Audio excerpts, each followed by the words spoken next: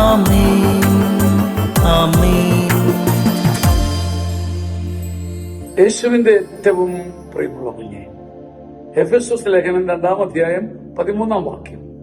ഒരിക്കൽ വിദൂരസ്ഥരായിരുന്ന നിങ്ങൾ യേശുക്രിസ്തുവിൽ അവന്റെ രക്തം വഴി സമീപസ്ഥരായിരിക്കുന്നു. ഒരിക്കൽ ഒരുപാട് ദൂരത്തായിരുന്നവരാണ് നിങ്ങളും ഞാനും. ഒരുപാട് ദൂരെ തിരിച്ചു വരുമെന്ന് ഒരിക്കലും കരുതാത്ത അത്ര അകലെ അഴുക്കിലും കെണിയിലും പാപത്തിലും വീണവർ.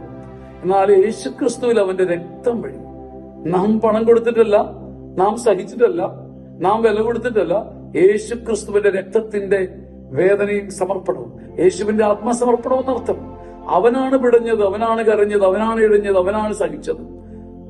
അവൻ പൊട്ടിത്തകർന്നും വിണ്ടുകീറിയും സഹിച്ചതിന്റെ ഫലമായി ദൈവം നമ്മളെ ദൂരത്തുനിന്ന് പിടിച്ച് സ്വന്തം ചങ്കിലേക്ക് വെച്ചപ്പോൾ വിദൂരസ്ഥരായിരിക്കുന്നവരോട്, ഇന്ന് കർത്താവിനെ മനസ്സിലാക്കാത്തവരോട്, ഇന്ന് വെളിപാടില്ലാത്തവരോട് വെറുപ്പും വിദ്വേഷവും എനിക്കും നിനക്ക് പാടില്ല.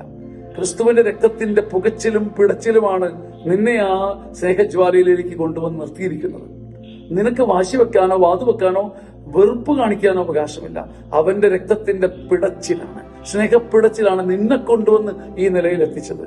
കുഞ്ഞെ, നിനക്ക് ഇപ്പൊ ദൂരത്തായിരിക്കുന്ന, ഇപ്പൊ വിദൂരസ്ഥരായിരിക്കുന്ന, ഇപ്പൊ കുരിശനെയോ ഈശോയോ രക്ഷകനെയോ സുവിശേഷത്തെയോ അറിയാത്തവരോട് നിനക്ക് വെറുപ്പ് പാടില്ല. നീ തന്നെയും ഈ അനുഭവത്തിലെത്തിയത് ക്രിസ്തുവിന്റെ രക്തസമർപ്പണം വഴിയാണ്. അത് നീ മറക്കരുത്.